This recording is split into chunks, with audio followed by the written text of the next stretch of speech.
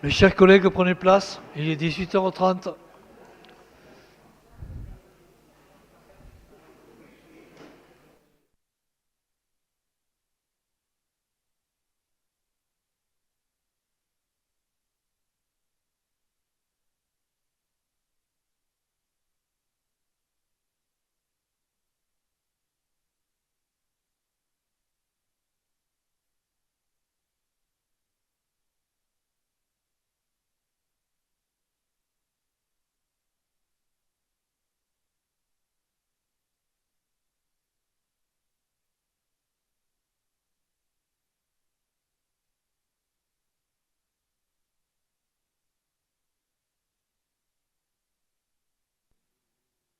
Bien, mes chers collègues, bonsoir. Bienvenue pour ce conseil municipal de rentrée. Et comme il est de coutume, nous allons procéder à l'appel. Et c'est Élise Auchard qui s'y colle. Bonsoir à tous. Donc Francis Alabert, Présent. Virginie Blandin, Françoise Blondel, Alain Canac, Yvette Dubuc, absente, pouvoir Madame Blondel, Jean-François Leperf, Erliane Soulier, absente, pouvoir à Monsieur le maire, Alain Brézaché, Denise Eudron, Christophe Had, Lorena Touna, absente pour le moment, Florian Lemaire, Arnaud Mouillard, Marie-Claude Ranval, absente, pouvoir à Monsieur Leperf, Joël Le Soif, Céline Vivet, Jean-Michel Rasse, Élise Auchard présente, Olivier Fay, Catherine Desroires, Marie-Christine Comard, absente, pouvoir à Monsieur Fay, Denis Auchard, Satanique Buisset, pouvoir à Madame Auchard, Florent Ferrand, Françoise Degnaud, Thierry Soudet, pouvoir à Madame Taladin, Madame Dominique Taladin-Chauvel, William Pina, absent, Michel Dussault, Guillaume Leprévost, absent, Laurent Bénard, Pierre Hurtebise, absent. Lorena est arrivée. Bien, merci. Le quorum est atteint. Nous pouvons délibérer valablement. Premier point de l'ordre du jour, c'est l'installation d'un nouveau conseiller municipal. Comme vous savez, Monsieur Gérard Charassier, qui a démissionné suite à des soucis personnels, cette démission a été déposée auprès du préfet, comme il est de coutume, lorsqu'on est adjoint, lorsque nous sommes maires, dont a pris effet au 1er septembre 2025. Nous avons appliqué les règles habituelles des listes, puisque nous sommes sur des scrutins de liste. Nous avons appliqué les règles habituelles. Nous avons contacté les personnes en suivant, qui étaient Madame Mazard, Monsieur Balzano, Madame Filin, qui ont décliné évidemment cette installation. Et donc, c'est Monsieur Louis Druot qui est ici présent, qui a été contacté et qui a accepté d'être installé comme nouveau conseiller municipal. Alors je souhaite à Louis Druot, qu'on le voit régulièrement, qui est très intéressé par la vie publique, qu'on voit souvent dans nos réunions, etc. Une superbe installation, des travaux à venir. Un conseiller municipal, c'est une partie active dans les collectivités. Donc à ce titre, Louis, permettez-moi de vous appeler Louis Druot, bienvenue dans notre conseil municipal. Si vous souhaitez dire quelques mots, allez-y.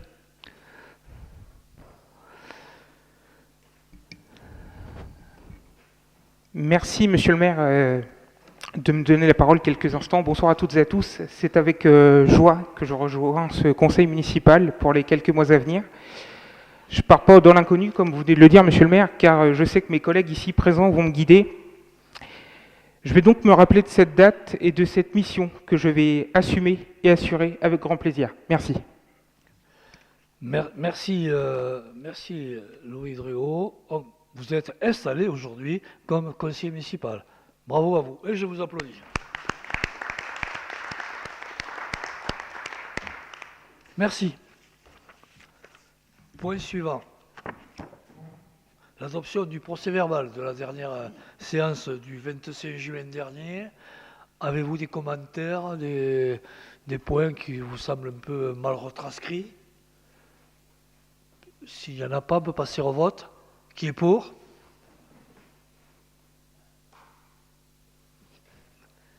Merci. Je ne vois pas d'abstention, puisque je vois que tout le monde a levé la main. On considère que le procès-verbal est adopté à l'unanimité. Merci à la rédactrice. Je peux dire à la rédactrice parce que je sais que c'est elle qui fait le procès-verbal. Délibération suivante, c'est l'habitude, les différentes communications. Là, évidemment, elles sont nombreuses et variées du fait que, évidemment, c'est un conseil municipal de rentrée et c'est entre deux conseils municipaux que les commissions, c'est l'avis de la collectivité, effectivement. Et à partir de là, évidemment, ça fait partie des décisions que nous prenons tous les jours pour les besoins de la collectivité et les besoins sont nombreux, comme vous le savez. Avez-vous des remarques? Il n'y en a pas? Merci. Délibération suivante. Suite à la démission de Gérard Charassi, qui était deuxième adjoint à la ville d'Yvetot, évidemment, nous avons pris les mesures nécessaires et obligatoires et réglementaires. À ce titre, nous avons souhaité supprimer ce poste d'adjoint au maire. Nous étions 9, nous passerons à 8 si vous en êtes d'accord. Je rappelle que le maire et les adjoints ont été élus en octobre 22.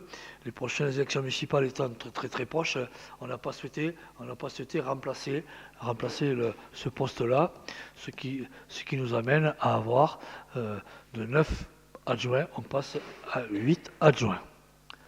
Rien de bien sensationnel sur le fait, c'est l'application simplement, et chaque adjoint remontera d'un cran dans la liste des adjoints.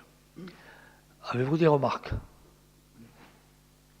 Alors, est-ce que vous autorisez la suppression d'un poste d'adjoint, déterminer et fixer le nombre d'adjoints au maire à 8, comme je viens de signaler, et dire qu'à l'exception du premier adjoint au maire, les adjoints au maire toujours en activité, élus dans le cadre, remonteront d'un rang, ce que je viens de dire précédemment, et à signer tous les documents qui en seront la suite et la conséquence. Des remarques pour passer au vote? Qui est pour le passage à 8? Très bien, merci. Abstention, je n'en vois pas, merci. Délibération suivante, qui est la conséquence? Il y a deux délibérations qui sont les conséquences de cette modification du nombre d'adjoints. De toute façon, comme il est prévu chaque fois, c'est suite à cette modification du nombre d'adjoints, sur partir des indemnités de base. Et là-dessus, nous avons une enveloppe qui est classique, qui est en fonction de la strate de la commune et des différents points. Donc, il nous a fallu repenser dans les règles, les indemnités des élus, du maire, des élus adjoints et des conseillers délégués. Donc, là aussi, rien de bien sensationnel, on applique les règles qui sont en place sur l'enveloppe globale, le pourcentage, sans dépasser l'enveloppe qui est due aux collectivités de notre strate, j'allais dire, par rapport à ça. Rien de bien sensationnel non plus, simplement, évidemment, de 9, nous passons à 8.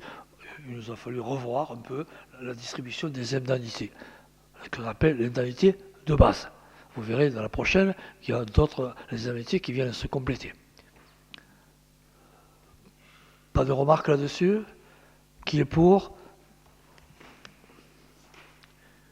Merci, je n'en vois pas. D'abstention, contre non plus. Délibération suivante, ce que j'expliquais tout à l'heure, c'est que nous avons cette strate entre 10 000 et 20 000 qui est en fonction d'eux, et dans cette partie-là, nous pouvons bénéficier de majorations pour les élus, notamment lorsque nous sommes chef-lieu de canton, et en plus lorsque nous sommes attributaires de la DSU, la dotation de solidarité urbaine, ce que nous appliquons régulièrement. Mais antérieurement, on ne faisait qu'une seule délibération. Mais là, la règle nous oblige à en faire deux, c'est-à-dire présenter les indemnités de base et ensuite présenter les majorations qui vous sont décrites dans cette délibération sur ces indemnités qui sont majorées du fait des points que je viens d'évoquer. Avez-vous des remarques? Il n'y en a pas, on peut passer au vote. Qui est pour? Merci. Délibération suivante. Une transformation du centre communal d'action sociale avec la création d'un établissement public médico-social. Un petit retour en arrière sur ce point-là. Au conseil municipal de juin dernier, je m'étais engagé, nous étions engagés de convoquer une commission élargie à l'ensemble des élus municipaux de notre collectivité pour présenter ce futur projet.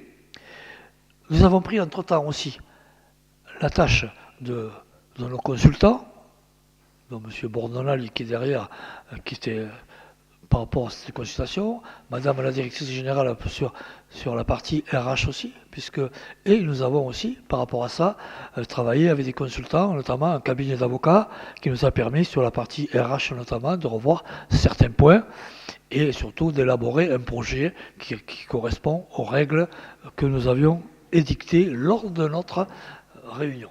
Je dois dire aussi que c'est un dossier sur lequel nous travaillons depuis 1 an et demi maintenant, avec des rencontres assez régulières avec les autorités de tarification, qu'on appelle le département, ainsi que l'agence régionale de santé.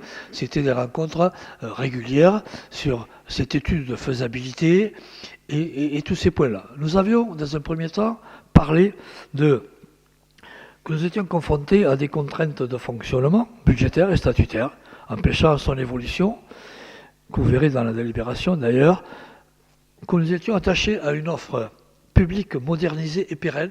Et ça, c'est un point important, parce que nous avons souhaité que cet établissement public ait une consonance municipale avec, évidemment, cette participation de la commune, parce que dans l'histoire de notre CCAS, la commune, d'abord centre communal déjà, on ne peut pas s'y échapper, a été très présente et a fait développer cette structure, sans faire un retour très historique dans les années 66 avec le bureau d'aide sociale qui a été le départ de toutes ces structures sociales.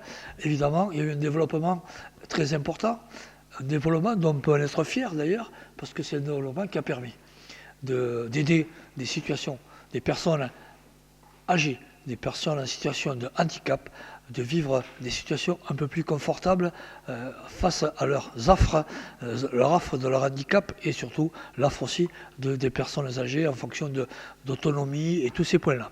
Donc je dois dire que par rapport à ce point-là, nous avons travaillé largement et nous avions restitué à cette commission tous ces points-là qui étaient déjà très présents et aussi pour démontrer que nous souhaitons élargir cette offre. Nous souhaitons aussi maintenir un niveau de qualité, un niveau de sécurité, un niveau aussi où tout le monde pourra s'y retrouver. Et là, je crois que par rapport à ça, nous faisons un grand pas vers une structure qui nous permettra de mieux fonctionner et surtout de mieux apporter le soutien nécessaire, moral, physique, à toutes les personnes qui subissent toutes les grimaces de la vie. Par rapport à cela, évidemment, ça passe par ces différents points.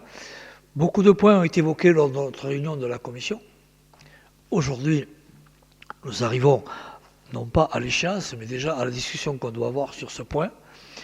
Avant d'arriver à la conclusion et à passer au vote, simplement je voulais rappeler ces faits-là, parce que c'est des faits très importants. Qualité, aussi en rendre service attendu par la population. Nous sommes très attendus là-dessus. Avoir un meilleur fonctionnement, plus pérenne, avoir aussi des possibilités de développement, qu'aujourd'hui nous sommes des fois en difficulté à cause des cloisonnements de nos instances budgétaires. Donc je dois dire que par rapport à tout ça, et je voudrais rajouter un point aussi, c'est que la structure CCAS restera toujours présente, avec ses vocations que j'appelle un peu plus régaliennes, c'est-à-dire autour de l'enfance, autour du centre social, autour de l'aide sociale, avec son propre conseil d'administration, qui fonctionne et qui permettra aussi de maintenir cette structure avec aussi les besoins qui sont engendrés par la population et la vie quotidienne. Voilà ce que je veux dire en préambule. Maintenant, si vous avez des questions, vous avez la main. Et la parole surtout. Françoise de Dion. Madame, excusez-moi. Alors, Le micro, s'il vous plaît. l'établissement public social médico-social, l'acronyme EPSMS, est nécessaire pour toutes les raisons exposées, notamment en termes de flexibilité dans la dynamique des CEPOM, contrat pluriannuel d'objectifs et de moyens, et de la fongibilité des budgets. Dans ce sens, je salue le travail des équipes et de la direction du CCAS, accompagné de l'écoute, de la compréhension du sujet et surtout du portage politique du projet par Madame Françoise Blondel. Cette décision politique aurait eu le mérite d'être prise beaucoup plus tôt, mais elle revient actuellement à Madame Blondel et aux équipes de direction du CCAS qui ont pour ligne de conduite de ne jamais rompre le dialogue avec les partenaires sociaux et chacun des salariés. Aussi, dans ce sujet, deux éléments bien distincts apparaissent. La création de l'établissement EPSMS, qui trouvera de nouvelles lignes de gouvernance et poursuivra sa vie avec les ATC, les autorités de tarification et de contrôle, c'est l'Agence régionale de santé et le département 76. Exactement. Et l'intégration du Centre communal d'action sociale dans le giron de la ville.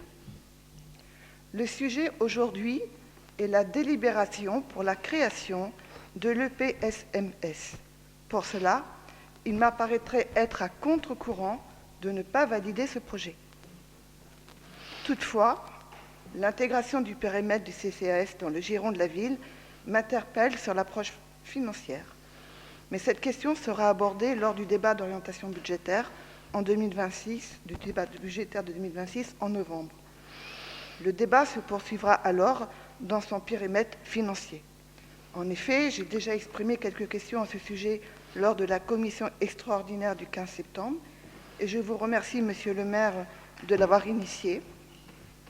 Et lors de mes questions écrites de ce matin à Monsieur le DGS, elles sont techniques et je ne les aborderai pas ici. Toutefois, retenez, Monsieur le maire, que ce n'est pas tout à fait un chèque en blanc. Aujourd'hui et ici, nous décidons du volet humain de ces institutions, EPSMS et le CCAS, à la fois pour la multitude des bénéficiaires et usagers et du nombre d'emplois que cela représente.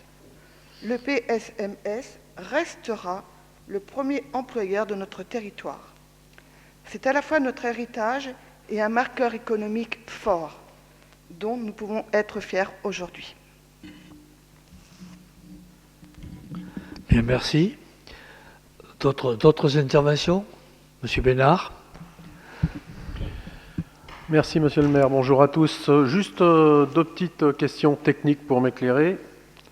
D'abord, je vais vous dire que je me satisfais de la tournure, compris ces événements, parce qu'on sait que le CCAS était en difficulté. Hein. Ce n'était un secret pour personne, et depuis plusieurs années maintenant. Il me reste donc une petite question technique à laquelle vous allez pouvoir répondre. On nous dit que le CCAS verse à l'EPMS le siège de la rue Carnot, d'une valeur de 440 000 € et la moitié du solde des réserves d'investissement. Quel en est le montant, s'il vous plaît? Et est-ce que ces réserves d'investissement, ça correspond aux 11 millions d'euros? Les budgets disposent d'un excédent de 11 millions d'euros depuis plusieurs années, mobilisables en cas de besoin. Si c'est le même chiffre, 50%, je vois à peu près ce que ça fait. Hein. Oui, quand même. Et si ça n'est pas le même, alors qu'est-ce que les réserves d'investissement qui ont été posées et où sont-elles posées? Je n'ai pas trouvé. D'accord, écoutez, l'intervention. Oui, bien sûr. Venez au micro, là, parce que sinon, on ne vous entend pas. Hein.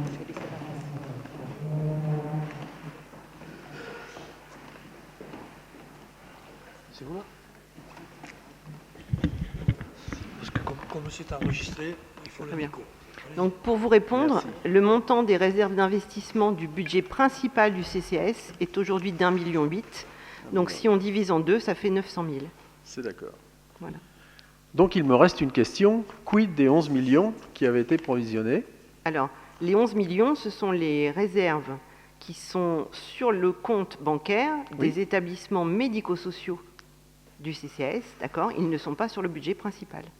D'accord. Donc voilà, tant pis pour nous. Merci madame. Merci Madame la directrice.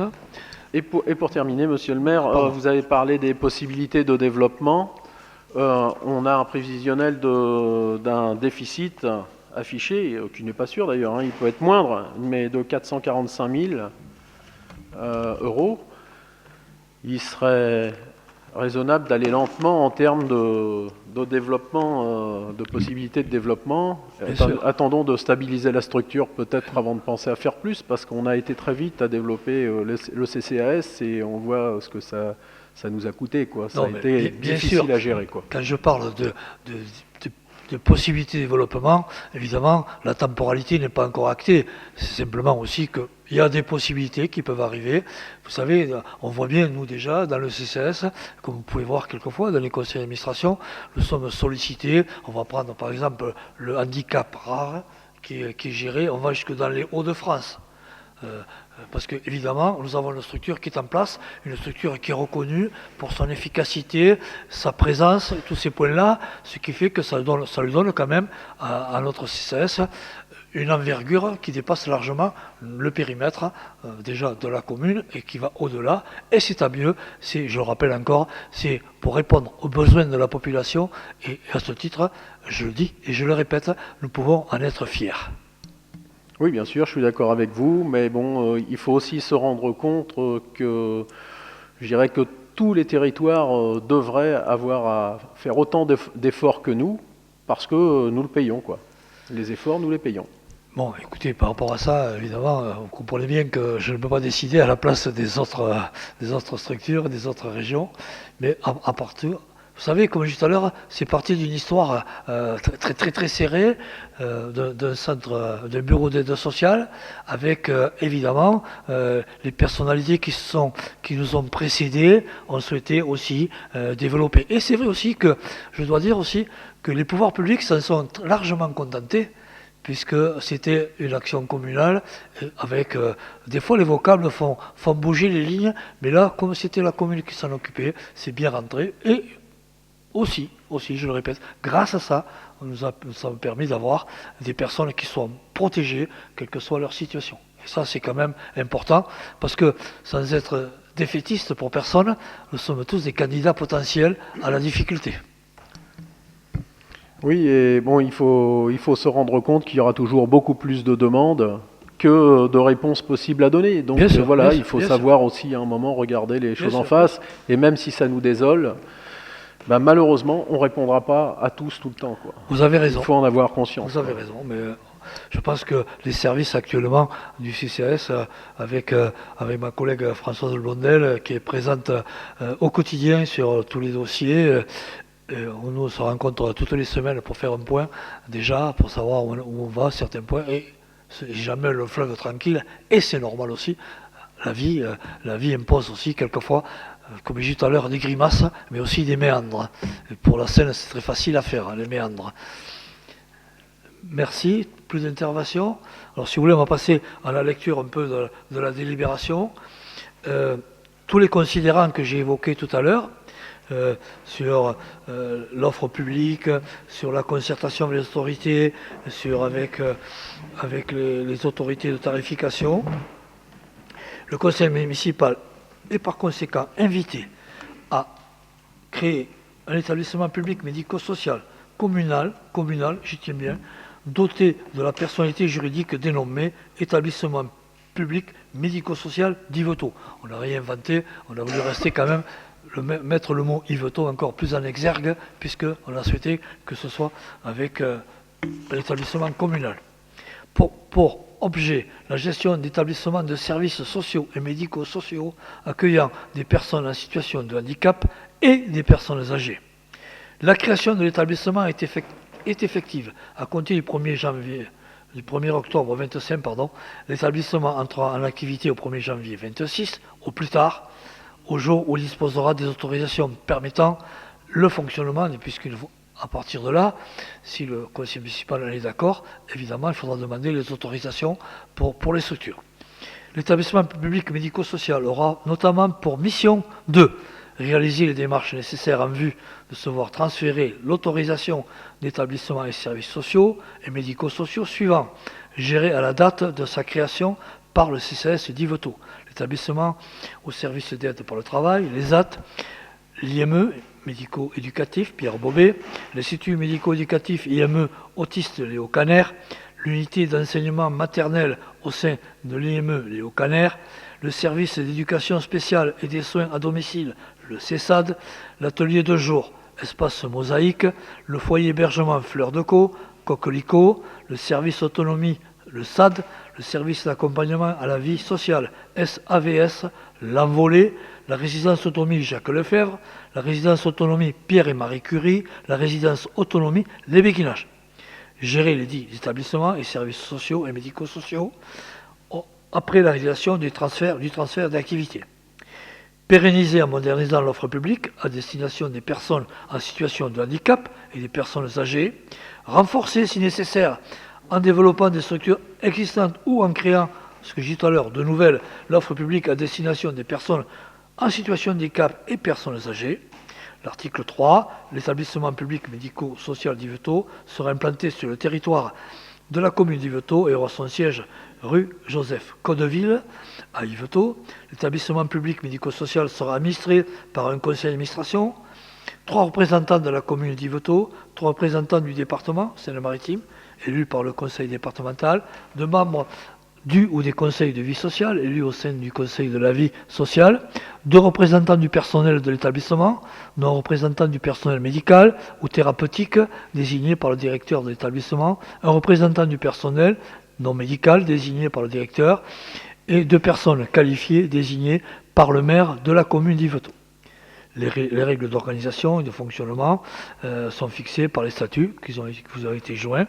Le centre social d'action sociale CCS verse à l'établissement médico-social la dotation qu'on a évoquée tout à l'heure. Par rapport à tout ce qui a été dit, qui est pour? Très bien, merci, je n'en vois pas. En tout cas, à titre personnel et à titre de l'équipe du CCS et les travaux qui ont été effectués, je vous remercie de cette belle unanimité qui nous permet aussi d'ouvrir des perspectives nouvelles pour toutes les personnes qu'on a citées, personnes âgées et personnes en situation de handicap. Merci pour eux et je crois qu'on peut applaudir parce que c'est un moment un peu historique.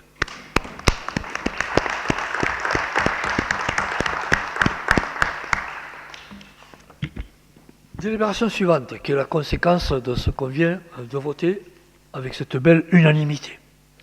C'est le protocole de cession d'autorisation médico-sociale au profit des établissements publics. Comme j'ai dit tout à l'heure, ça passe par ces points de réglementation qui vont être déposés suite à la délibération de ce soir et au conseil d'administration du CES qui aura lieu le 30 septembre, si je ne me trompe pas, François, c'est bien ça, prochain CA. Ça, je n'avais plus la date, c'était le 29 ou le 30, donc c'est bien le 30. Donc c'est une demande d'autorisation. Je ne reviens pas sur tous les considérants que j'ai évoqués tout à l'heure, c'est simplement par rapport à tout ça, c'est le conseil municipal et par conséquent invité, si vous allez être d'accord, à approuver le protocole de cession des autorisations. Je ne vais pas réénumérer ce que j'ai exposé tout à l'heure avec tous les établissements et m'autoriser en qualité de président de droit de l'établissement médico-social d'Yvetot en cours de création ou son représentant est autorisé à signer ce protocole et autoriser monsieur le maire en qualité de président de droit de l'établissement à signer tout acte ou document qui serait la suite ou la conséquence de la présente délibération. Donc c'est une suite et conséquence de la délibération précédente. Y a-t-il des remarques ? S'il vous plaît. Une seule, elle est légère, hein, c'est sur le fond. Dans la note explicative de synthèse, il y a une petite faute de frappe au protocole de cession des autorisations avec un S médico-social. D'accord. Bon, merci. Merci de cette remarque de virgule et de point-virgule que j'appelle. Merci. On passe au vote. Qui est pour? Merci. Encore une fois, merci pour cette belle unanimité. Merci. Je pense qu'on peut, si vous en êtes d'accord, on peut libérer M. Bordonali, qui a été notre consultant, qui nous a accompagnés pendant tous ces travaux, et Madame la directrice, qui elle ne nous quitte pas, puisqu'elle va nous quitter ce soir, d'accord, mais elle reste présente, parce que la suite continue. Merci encore, bon retour, et merci encore.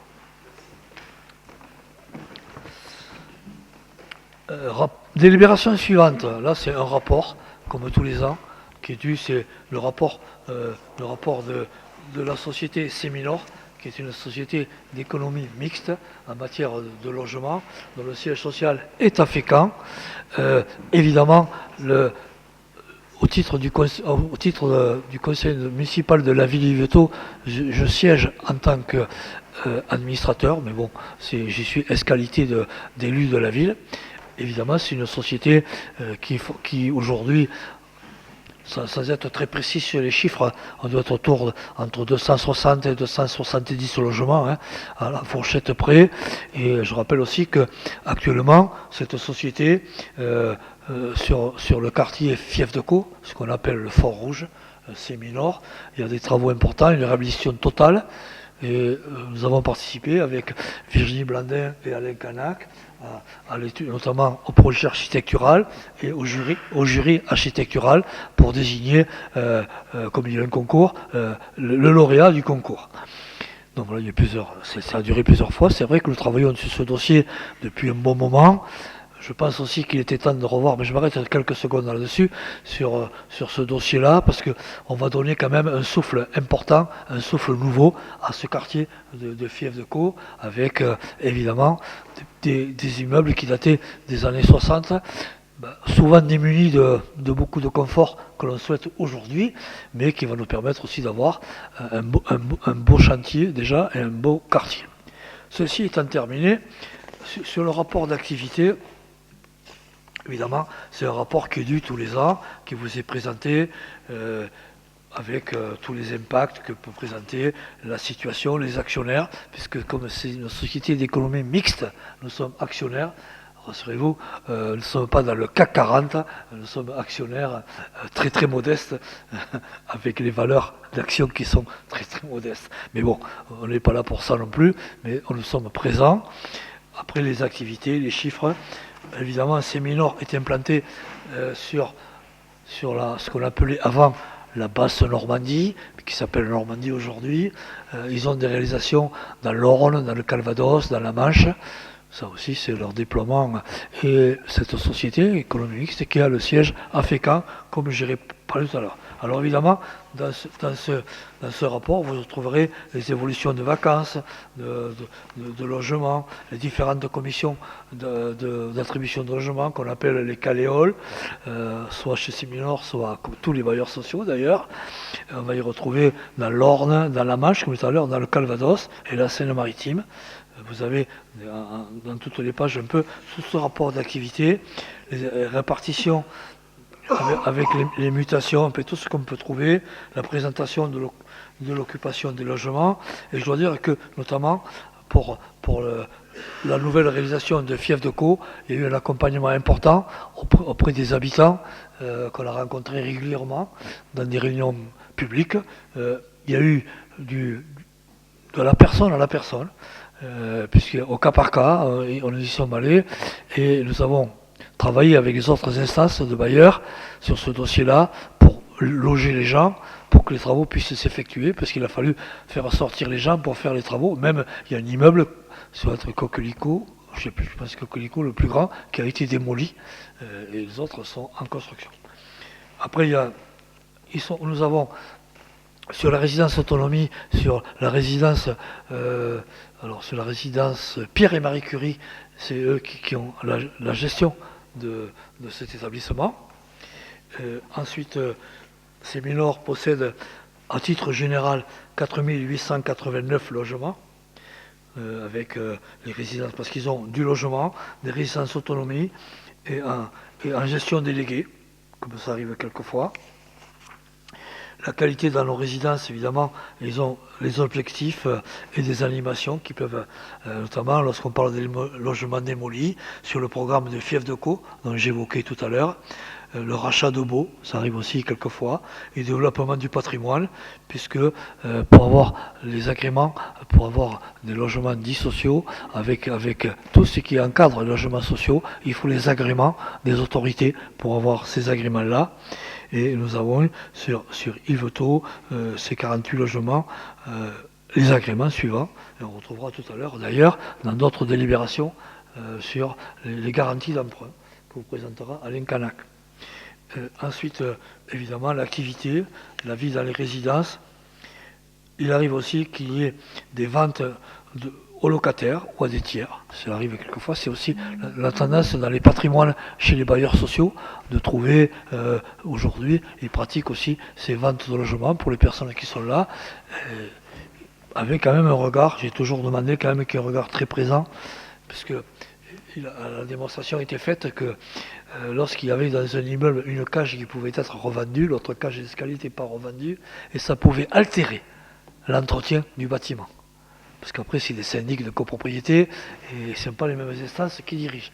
Mais j'ai voulu qu'on reste vigilant là-dessus, parce qu'il y a des expérimentations ailleurs qu'à Yvetot qui n'ont pas toujours été de bons résultats derrière. Après, c'est les chiffres, hein. Je n'ai pas grand-chose à vous annoncer. La situation financière, apparemment, ça ne pose pas de souci. Les chiffres d'affaires. Programme restant soumis à bail amphithéotique. Nous avions un bail amphithéotique sur ce quartier-là, avec la société Séminor, mais qu'on a rétrocédé à l'euro symbolique à l'époque. Ensuite, garantie d'emprunt, on y reviendra tout à l'heure. Et ensuite, les réunions d'assemblée spéciales, puisque, évidemment, c'est soumis à des assemblées générales, c'est soumis à des conseils d'administration, où je participe souvent en visioconférence, puisque, évidemment, c'est sur Fécamp, et c'est plus facile de rester sur Yvetot en visioconférence. Voilà ce que je veux dire très rapidement sur ce rapport. Ce n'est pas soumis à un vote, c'est simplement une prise d'acte sur ce point-là. On peut passer au point suivant. Merci. Un peu dans le même ordre d'idée, si je ne me trompe pas, c'est le rapport d'activité du syndicat départemental d'énergie de la Seine-Maritime que Denise Dron va vous présenter. Alors, donc le SDE 76, nous y sommes... Nous travaillons fort peu avec le SDE 76, tout simplement parce que nous avons au niveau de la commune les services qui peuvent tout à fait faire le travail que nous proposerait le SDE 76. Et nous conservons de cette façon d'ailleurs la taxe d'aménagement, par exemple, d'acheminement de l'électricité. Sinon, il faudrait, pour chaque travail fait, rembourser au SDE 76 cette taxe. Donc il y a déjà une question financière. Par contre, je dirais qu'on a un pied dans la porte depuis pas mal de temps. C'est une affaire historique. Pourquoi est-ce que nous sommes au SDE 76 depuis de nombreuses années? Apparemment parce qu'il y a eu un contrat avec EDF pour le quartier du Fait. Et donc nous sommes restés adhérents, même si nous avons très peu d'activité avec eux. Ceci nous permet aussi, si nécessaire, donc de pouvoir, on va le voir tout à l'heure, de pouvoir faire appel donc au SDE 76 dans le cas donc par exemple de la transition énergétique où le SDE 76 développe un certain nombre d'actions. D'un point de vue du bilan financier, c'est une entreprise, entre guillemets, c'est un syndicat qui est extrêmement bien géré, qui reçoit beaucoup d'aide du département. Quand on regarde les dépenses de fonctionnement, on est à 7,8 millions, d'investissement 32,9 millions, ce qui nous fait donc 40 millions donc, de dépenses total entre le fonctionnement et l'investissement. Par contre, au niveau des recettes, il y a 30 millions de recettes pour le fonctionnement, 30 millions de recettes pour l'investissement, soit 60 millions de recettes. Ils ont un solde positif d'environ 20 millions par an, quoi. D'accord ? Donc je pense que c'est une entreprise pour laquelle, un syndicat pour lequel on n'a pas d'inquiétude à avoir au niveau financier. Il fonctionne essentiellement, alors contrairement à nous, il fonctionne essentiellement par des DSP qui sont plus ou moins bien réalisés, mais ça, c'est le problème qu'on connaît avec toutes les DSP, les sous-traitants, etc. Il n'empêche qu'ils ont quand même distribué l'électricité à 235 493, donc quasiment 235 500 usagers. Ils distribuent le gaz également, donc pour 20 500 usagers. Et avec les EPCI, donc, ils mettent en place des actions concernant la transition énergétique pour proposer des centrales solaires sur les toitures, des ombrières photovoltaïques et également le gaz renouvelable, ce qui pourra peut-être pour nous dans l'avenir être intéressant. Pour l'instant, on n'a pas encore cette problématique, mais c'est essentiellement avec les EPCI donc, qu'ils travaillent pour tout ce qui est transition énergétique. Alors en ce qui nous concerne, on a eu un début donc d'action avec le SDE 76 pour les bornes de recharge des véhicules électriques. Alors vous savez qu'on a 2 bornes de recharge au niveau donc de la gare.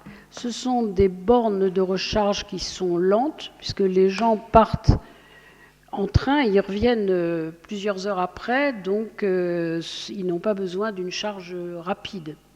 Il faut savoir que l'implantation d'une borne de recharge, le coût est très variable selon que c'est une borne de recharge lente ou une borne de recharge rapide. Alors, on a fait des propositions donc d'implantation de bornes de recharge. Il faut savoir que, enfin, vous l'avez dans le rapport d'ailleurs, qu'initialement, il était prévu pour l'ensemble donc du SDE 76 plus de 1000 bornes de recharge. Et finalement, on est redescendu dans les ambitions du SDE 76 à 403 bornes. Donc, vous voyez qu'il ne faut pas se précipiter dans ce domaine. Alors, on a tout de même prévu, donc, en plus des 2 bornes de la ville, dans le cadre de la loi LOM, on doit aménager une borne de recharge lorsqu'on a un parking de plus de 19 places et par ailleurs qui dessert un établissement public. Donc ça, c'est une obligation de la loi LOM. Donc on a proposé une place donc, à l'hôtel de ville, 2 parkings rue Zamenhof, un parking pour le gymnase Vatine, 2 parkings au pôle santé, 2 pour les CAD, 1 au service technique, 2 pour le Viking au niveau du cimetière Saint-Louis et 2 dans la plaine des sports, ce qui correspondrait donc aux exigences de la loi LOM. Voilà les recettes. Alors, on peut aussi être accompagné dans le cadre du décret tertiaire, mais là encore, on a des services qui sont très au point dans ce domaine, mais c'est toujours intéressant de pouvoir éventuellement donc s'adresser au SDE 76, qui globalement est plutôt une nécessité pour les petites communes plutôt que pour des communes qui ont un service technique déjà bien étoffé et avec des personnes qui sont particulièrement performantes. Voilà. Voilà ma synthèse. Est-ce que vous souhaitez poser des questions concernant notre appartenance au SDE 76 ? Merci Denis, c'est une prise d'acte en fait, on prend acte du rapport. Merci. Délibération suivante. On va travailler un peu sur la partie finance. C'est une modification budgétaire au budget annexe salle municipale. Alain Canac. Bonsoir à tous. Donc, je vous présente une décision modificative pour le budget salle municipale. C'est une décision purement technique. En fait, nous faisons actuellement des travaux, vous le savez, sur l'arrière-scène des Vikings. Une entreprise a demandé une avance forfaitaire. Ce n'était pas prévu de verser une avance forfaitaire, donc il faut créer un article pour cette avance, et donc on prend sur la partie qui était prévue pour le mettre sur un autre article pour payer cette avance. C'est donc purement technique, 5 000 euros qu'on enlève à l'article 23-13-30 pour mettre au 238-30. Aucune incidence budgétaire. Sur le marché. C'est dans le marché. Le marché global, il est de... Hein 5 000. Oui, c'était vraiment pas grand-chose en plus. Mais l'argent, on l'a. Hein. On l'a sur la partie réalisation. Il faut le remettre sur la bonne ligne. Donc, il faut mettre ça au conseil municipal. Un peu surprenant. Des questions? Qui est pour? Pas d'abstention, donc unanimité. Merci. Ça, on est ici sur la... C'est ça, c'est la rose. On est ici sur la rose. C'est ça. Là, on passe sur la 12. Dotation C'est de solidarité urbaine. la dotation de solidarité urbaine et de cohésion sociale. Rapport sur les actions entreprises par la ville en 2024. Alain Canac. Là aussi, c'est quelque chose de récurrent. Vous savez que chaque année, hein, depuis pas mal de temps maintenant, on vous présente donc le rapport sur l'utilisation en fait de la dotation de solidarité urbaine. Je ne vais pas, vous l'avez lu, j'imagine, vous lire en détail, bien sûr, ce rapport, simplement vous rappeler les grands titres. Cette somme qui est de 1 817 264 €, donc a permis, entre autres, de verser une dotation importante au Centre communal d'action sociale, vous le savez, qui était l'an dernier de 1 234 570, de soutenir le tissu associatif pour une somme globale quand même de 342 000, un peu plus de 342 000 €. Nous avons les dépenses en faveur de la jeunesse, c'est-à-dire l'accueil aux loisirs, avec les différentes sessions, à savoir le soir après la classe, les mercredis et pendant les vacances scolaires. Tout vous est rappelé ici, avec en 2024 les camps d'été pour les enfants de 4-5 ans, de 9-13 ans et de 6-8 ans. Ensuite, on a les dépenses liées à l'intergénérationnel et culturel, la maison de quartier. On finance aussi en partie la maison de quartier avec cette somme. La Galerie du Champ, centre d'art contemporain d'intérêt national, où des enfants vont régulièrement faire des visites et travailler donc, dans cette galerie. Et on a des interventions diverses. Hein. La ville a alloué une aide aux vacances pour 3 140 €. On adhère au fonds départemental d'aide aux jeunes, 2 619 €. Une subvention d'équilibre au budget spectacle de 121 500 €. Et nous avons rajouté en plus le dispositif Coup de pouce jeune. C'est une aide financière pour les familles afin de permettre à leurs enfants de pratiquer une activité de loisirs culturelle ou sportive.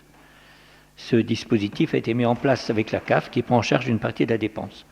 Ce n'est pas très élevé puisque l'an dernier, 6 jeunes simplement ont demandé ce dispositif pour une demande de 570 €. Mais il faut savoir que ça existe. Nous avons bien sûr un programme d'équipement et d'aménagement urbain. Donc là, on vous remet l'ensemble des réalisations qui ont été faites l'an passé.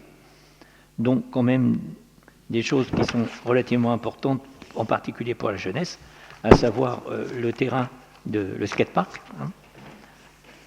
Donc voilà les principales actions qui utilisent la dotation de solidarité urbaine sachant que bien sûr, elle est largement dépassée par tout ce que je vous ai exposé ici dans le rapport.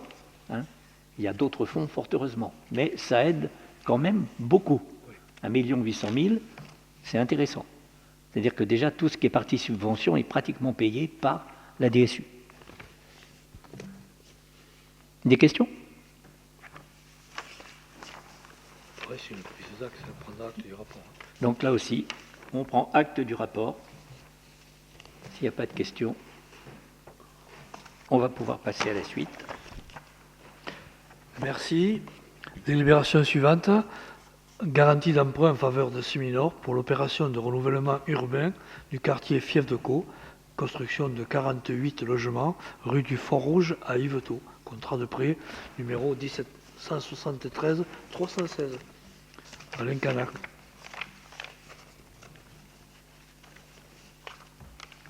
Alors là, c'est quelque chose qui est aussi récurrent, mais nous avions déjà délibéré sur cette garantie d'emprunt, puisque nous avions donné notre accord, sans connaître encore effectivement le montant global de l'emprunt. Là, c'est un emprunt de 7 132 199 €. C'est destiné effectivement à la reconstruction dont M. le maire a parlé tout à l'heure, à savoir les immeubles Fief de Caux qui ont été détruits et qui sont en cours de reconstruction. Donc, c'est cet emprunt que je vous demande donc, pour que la ville puisse le garantir. Des questions? Non. Qui est pour?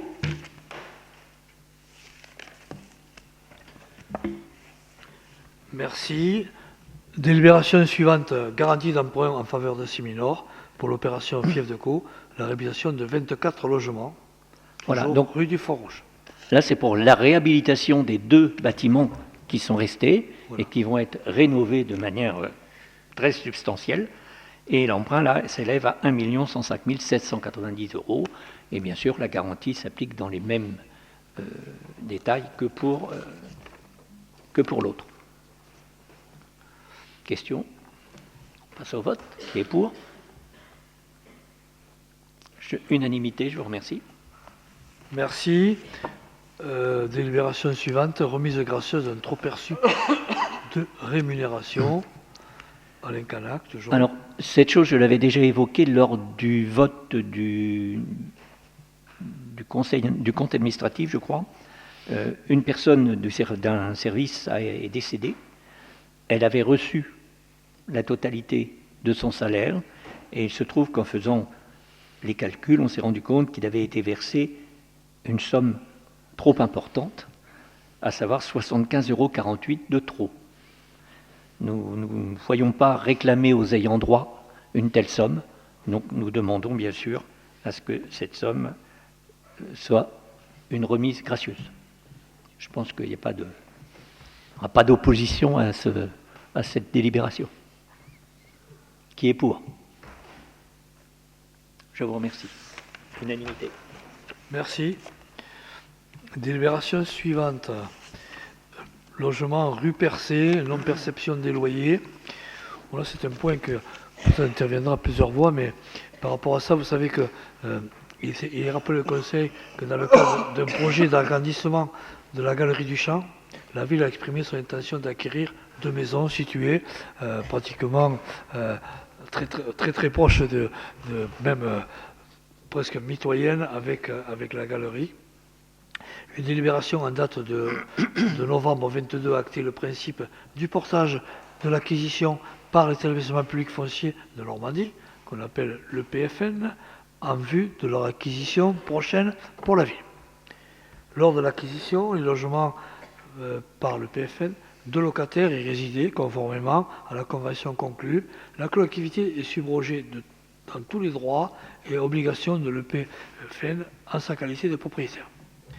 Il s'est avéré que ces 2 habitations n'avaient pas fait l'objet de travaux depuis 1984.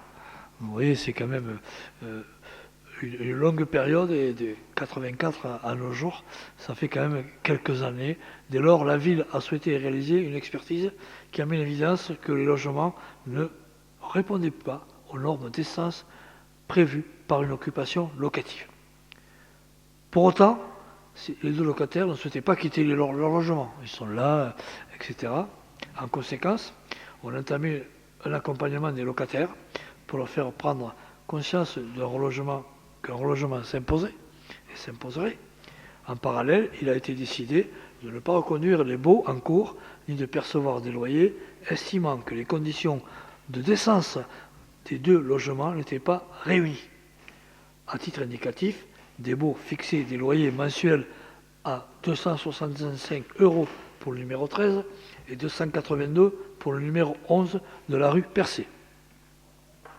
Dans un souci de responsabilité et de respect des occupants, entreprise des démarches nécessaires pour les aider à trouver un nouveau logement.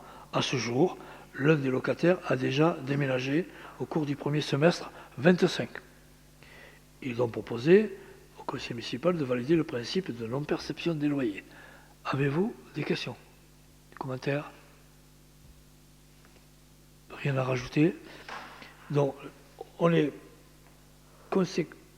invité à valider le principe de la non-perception des loyers pour ces deux logements situés rue Percé, à compter de l'acquisition des logements de l'EPFL, de prendre acte que cette décision est motivée par la non-décence des logements antérieurs de ces logements.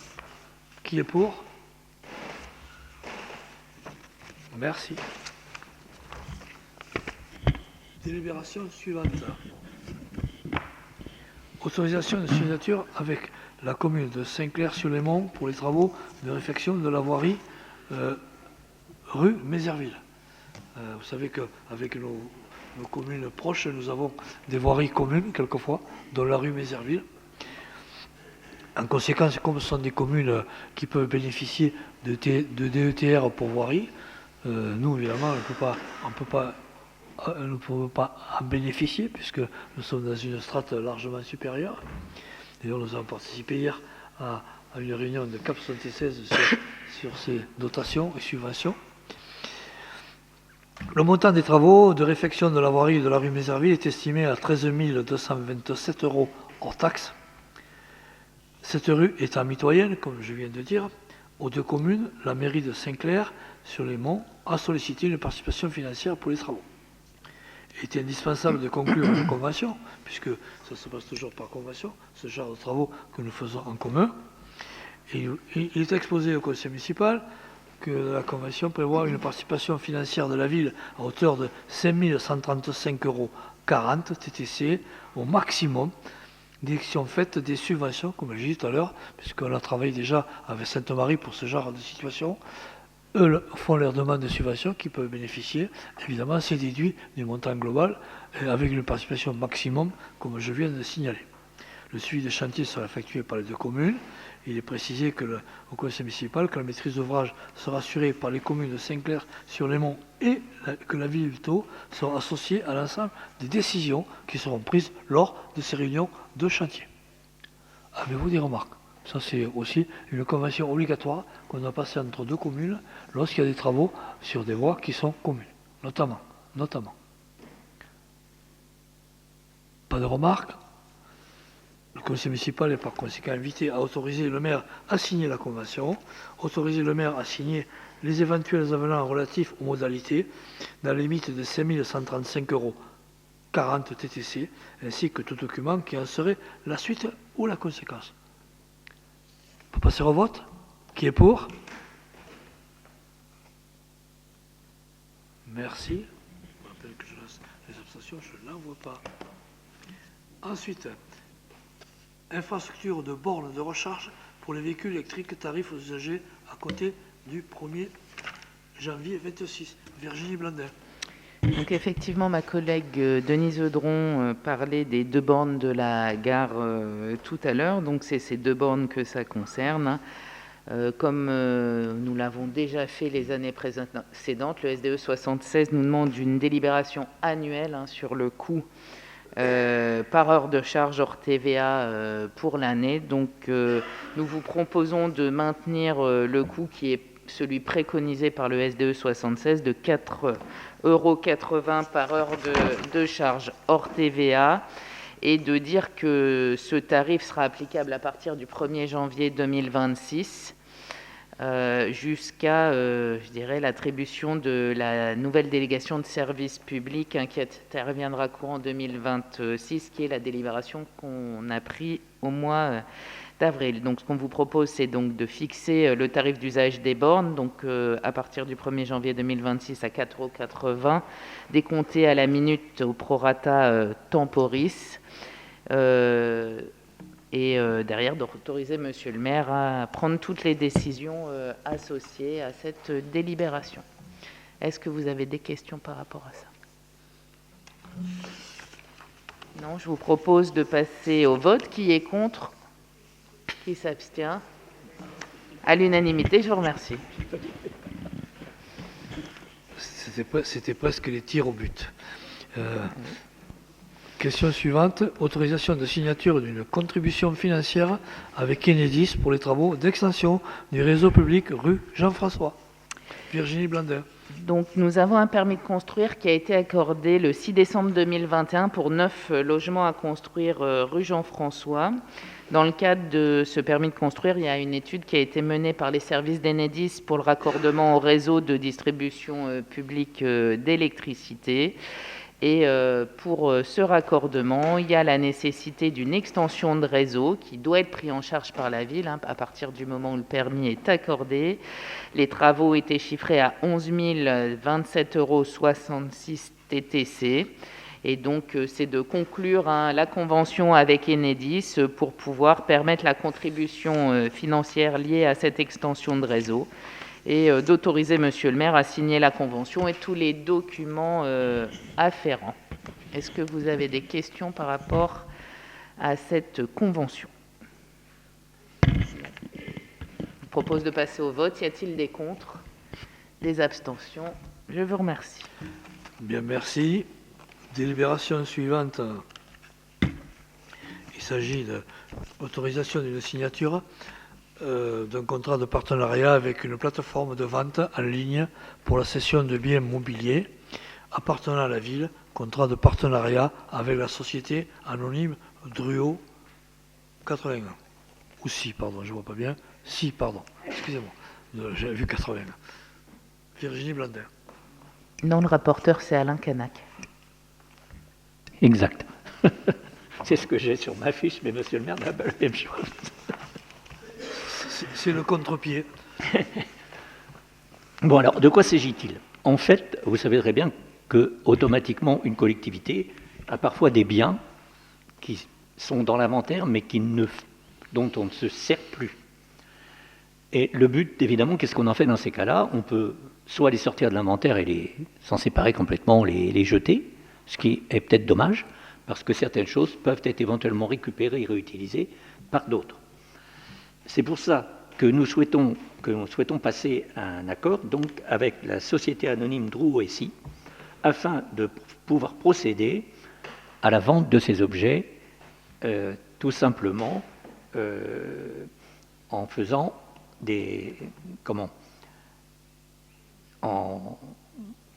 aux enchères, tout simplement. Hein, nous avons telle chose à vendre, nous le proposons bien sûr à Druo SI, et il vend aux enchères, nous récupérons la somme qui a été décidée, eux se rémunèrent en plus, mais c'est payé par l'acheteur, par l'acheteur, c'est ça.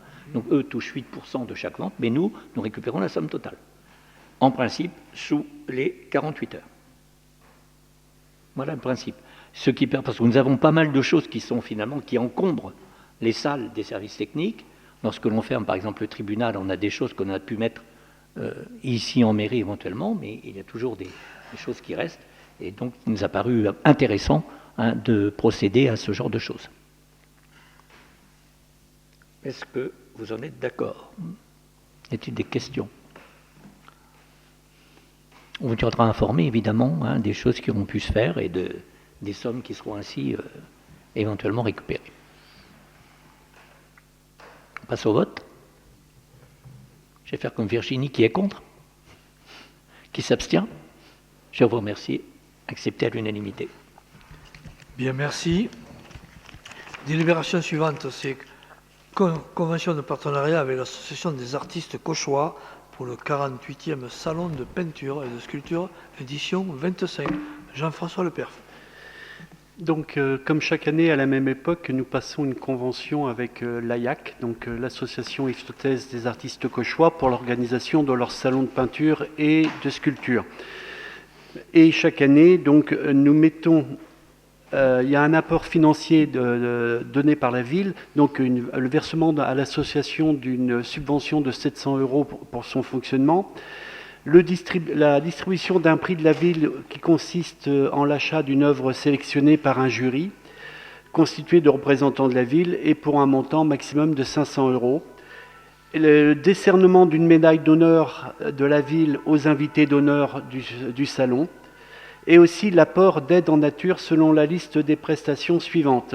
Donc la prise en charge du transport aller-retour des œuvres des invités d'honneur pour le salon par les services techniques, la mise à disposition gratuite des différents espaces du centre culturel des Vikings selon le planning établi en pièce jointe.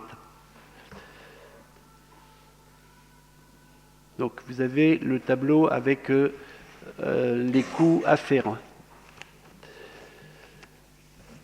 Donc le montage et le démontage des panneaux d'exposition appartient à l'association et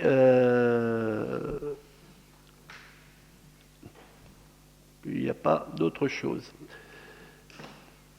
Donc, en contrepartie, l'AIAC organise dans le hall des expos son expo annuel de peinture et de sculpture dont l'accès sera gratuit pour le public, bien entendu, à contracter les assurances nécessaires pour les œuvres exposées et leur transport, à assurer la surveillance de l'exposition aux horaires d'ouverture, assurer la médiatisation de sa manifestation dans la presse locale en mentionnant le partenariat existant avec la ville pour l'organisation de son salon, contacter le service de communication de la ville pour définir en partenariat les modalités pratiques de la communication à mettre en place autour de l'événement et apposer le logo de la ville sur tous les imprimés de communication liés à la manifestation. Donc le conseil municipal est par conséquent invité à accepter que la 48e édition du salon de sculpture et de peinture se tienne aux Vikings du 11 au 26 octobre 2025 et accorder une gratuité d'occupation et accepter les termes de la convention de partenariat jointe en annexe de la présente délibération. Avez-vous des questions? Non. On va passer au vote. Qui est contre?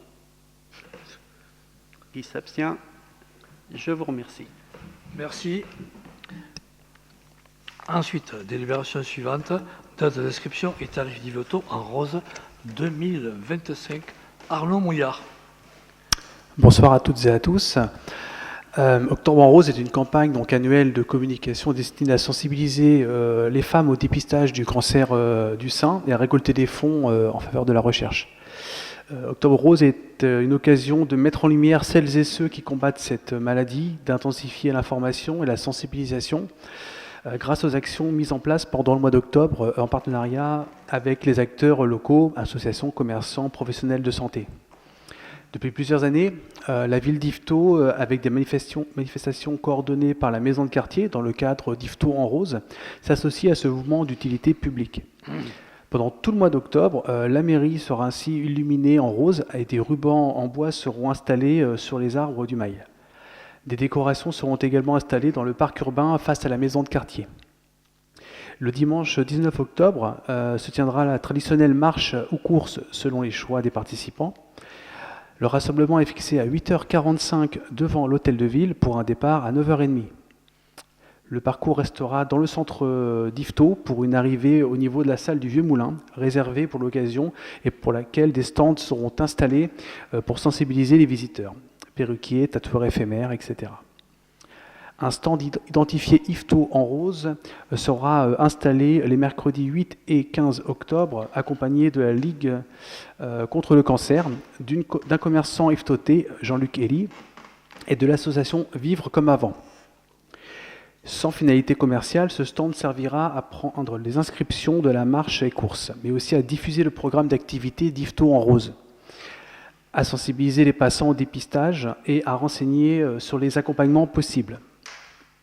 Il est proposé de fixer le tarif de la participation de la marche course à 5 €. Un t-shirt sera également en vente au tarif de 4 €.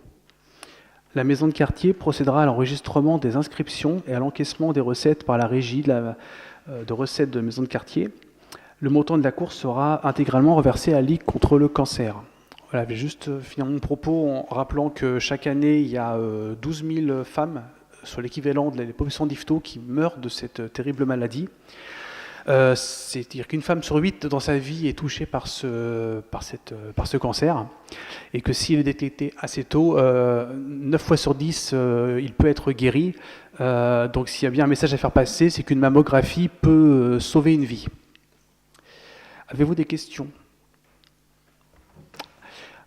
Donc le conseil municipal est par conséquent invité à décider de lancer les manifestations Yveton Rose dans le cadre d'Octobre Rose, selon la programmation établie par la maison de quartier, et d'organiser une marche-course le dimanche 19 octobre 2025. Décider de fixer à 5 € le tarif d'inscription à la marche-course du 19 octobre et à 4 € le t-shirt. Préciser que la ville d'Yvetot, par son service maison de quartier, procédera à l'enregistrement des inscriptions des participants à la marche-course et à l'encaissement des inscriptions. Et décider que l'intégralité des recettes de la course sera versée par la ville d'Yvetot à la Ligue contre le cancer. Et donc autoriser Monsieur le maire à signer tout document qui serait la suite ou la conséquence de la présente délibération. Qui est pour ? Je vous remercie. Bien, merci. Délibération suivante. Protection sociale complémentaire, adhésion à la convention de participation santé souscrite par le centre de gestion 76, contrat groupe mutuel santé. Virginie Blandin. Merci, monsieur le maire. Donc, la participation financière de l'employeur est devenue obligatoire au 1er janvier 2025 pour les garanties prévoyance pour un montant mensuel minimum de 7 € par mois et par agent, et devient obligatoire au 1er janvier 2026 pour les garanties de mutuelle santé pour un montant mensuel qui ne pourra être inférieur à 15 € par mois et par agent. Donc ces participations de nos collectivités sont des aides à la personne sous forme d'un montant unique par agent et qui vient en déduction des cotisations ou de la prime qui est due par les agents. Pour répondre à cette nouvelle obligation applicable au 1er janvier 2026, deux procédures sont possibles. Soit la labellisation, donc on référence des organismes auxquels nos personnels peuvent adhérer, soit la convention de participation qui peut être soit souscrite par la ville, soit par le centre de gestion. Aujourd'hui, le centre de gestion 76 a une convention de participation pour le risque santé auprès de la mutuelle nationale territoriale, la MNT, pour une durée de 6 ans. Donc le contrat démarré au 1er janvier 2023 et se terminera le 31 décembre 2028. Donc il nous est possible d'adhérer à cette convention sur délibération du conseil municipal et après consultation du CST. Le contrat groupe santé qui a été présenté par la MNT aux membres du CST pour pouvoir se faire un avis. Donc ce contrat groupe propose 3 formules avec des niveaux de remboursement différents pour les agents. Ce contrat s'adresse pour tous les agents actifs, fonctionnaires ou agents contractuels de droit public ou privé, ainsi qu'aux retraités et à leurs ayants droit. Donc c'est une force de ce contrat, c'est aussi la part retraitée qui est souvent une problématique pour nos personnels une fois qu'ils ne sont plus actifs au sein de notre collectivité. La tarification s'applique par tranche d'âge pour les actifs et après l'agent peut décider d'adhérer ou de ne pas adhérer, et s'il adhère, il choisit à quelle garantie il souhaite souscrire. La participation financière est bien sûr accordée uniquement dans ces cas-là aux agents qui souscrivent le contrat. Donc ce montant doit être identique pour l'ensemble des personnels et ne peut pas être inférieur à 15 €, mais peut être modulé dans un but d'intérêt social. Donc on a eu un groupe de travail avec nos organisations syndicales et l'objectif était de définir quelles modalités on allait mettre en place pour cette mutuelle santé. On a donc adressé un questionnaire à l'ensemble de nos agents pour pouvoir recenser déjà si nos agents avaient une mutuelle. et si le contrat groupe pouvait les intéresser. Donc nous avons eu 71 réponses. 99% nous ont dit qu'ils avaient déjà une mutuelle et 75% envisageaient d'adhérer au contrat groupe tel qu'il avait été présenté. Donc au vu de ces éléments, le groupe de travail a proposé de plutôt passer sur la convention de participation avec le centre de gestion 76.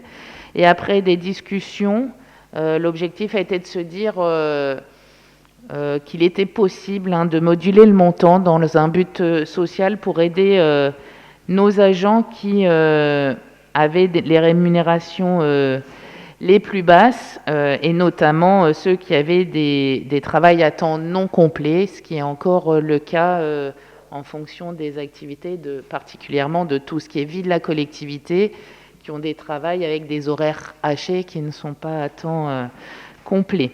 Donc le CST a donné un avis favorable pour les propositions suivantes. Donc l'adhésion à la convention de participation pour le risque santé conclue entre le centre de gestion 76 et la MNT, et d'accorder une participation financière qui serait pour les revenus, les personnes dont la rémunération brute est inférieure ou égale à 2 000 € brut, 20 € par mois et par agent, et pour ceux où elle est supérieure à 2 000 € brut, 15 € par mois et par agent.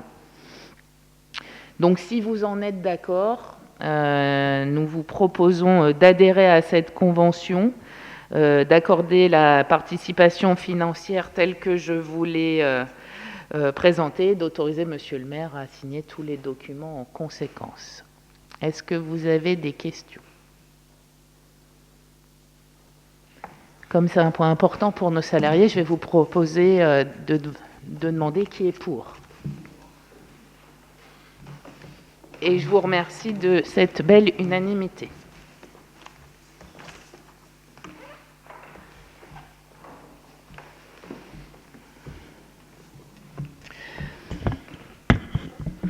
Bien, merci pour cette belle unanimité aussi. C'est quand même un point important pour nos personnels. Délibération relative à l'indemnisation des congés annuels non pris en cas de cessation définitive d'activité. Virginie Blander.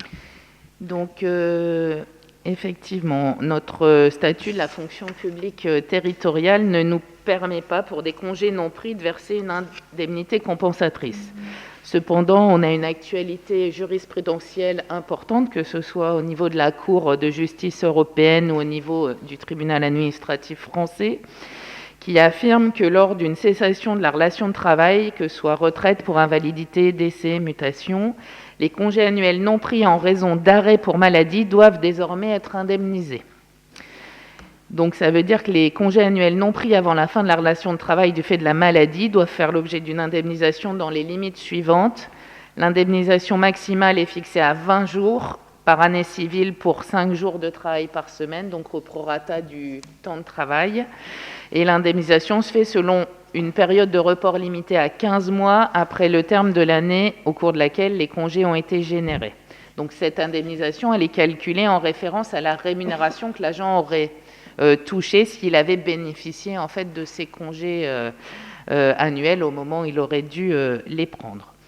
Sont également concernés les agents qui n'ont pas pu prendre tous leurs congés avant la cessation de leur contrat de travail pour des motifs indépendants de leur volonté et qui peuvent être liés à l'intérêt du service. Un autre cas est le décès d'un agent où maintenant une indemnisation en faveur des ayants droit sur les congés annuels non pris doit être versée. Donc c'est une délibération de principe où on vous propose le principe d'autoriser l'indemnisation des congés annuels non pris lors de la cessation de la relation de travail en raison de maladie, de motifs tirés de l'intérêt du service ou de décès de l'agent. Est-ce que vous avez des questions par rapport à ça ? Je vous propose de passer au vote. Y a-t-il des contre ? Des abstentions ? Je n'en vois pas, je vous remercie. Merci. Délibération suivante. Remboursement aux agents reconnus travailleurs handicapés des aides accordées par le Fonds pour l'insertion des personnes handicapées dans la fonction publique, FIP-HFP.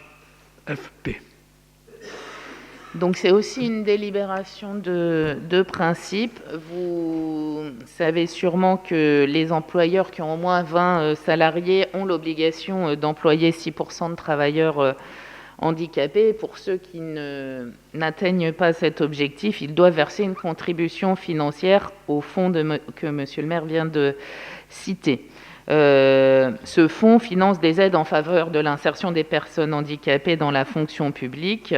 Et donc, la ville d'Yvetot, qui dépasse largement ce taux, attache une importance particulière aux aides qui sont proposées par ce fonds pour faciliter les conditions de travail de nos agents. Et donc, on peut déposer des demandes d'aide financière pour justement financer les équipements spécifiques de nos agents. Ce qu'il faut savoir, c'est que pour ces frais relatifs aux équipements spécifiques, les agents doivent faire l'achat et donc avancer les fonds. Et c'est la collectivité qui touche en fait le reliquat de la somme qui n'est pas pris en charge. Donc ce qu'on vous propose, c'est une délibération pour nous autoriser à rétrocéder les fonds qu'on a eus vers nos personnels qui ont besoin de s'équiper, parce qu'il n'y a pas de raison que la ville garde les fonds donnés alors qu'ils sont pour l'adaptation de nos personnels. Donc c'est le principe qu'on vous demande de délibérer aujourd'hui. Est-ce que vous avez des questions? Non? Qui est pour? Tout le monde, merci. Bien, merci. Je n'ai pas eu de questions complémentaires. Je considère que l'ordre du jour est terminé. Je vous remercie pour votre participation et nos débats. Merci encore. Bonne soirée.